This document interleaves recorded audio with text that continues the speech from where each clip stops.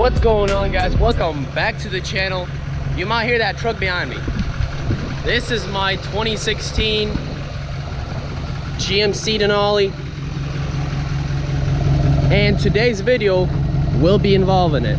So it's a pretty nice built 3500, sitting on some 35s,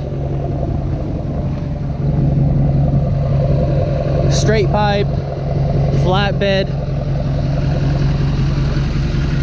It's got some beautiful stuff done to the bottom of it as well. It's got a fully built transmission and a built motor. The only problem with it is one thing that I've seen a lot. So if we open the door here, you got that rust in the door frame. So today we're gonna be fixing that, and I'm gonna take you guys through the process of how to fix it and make it look brand new.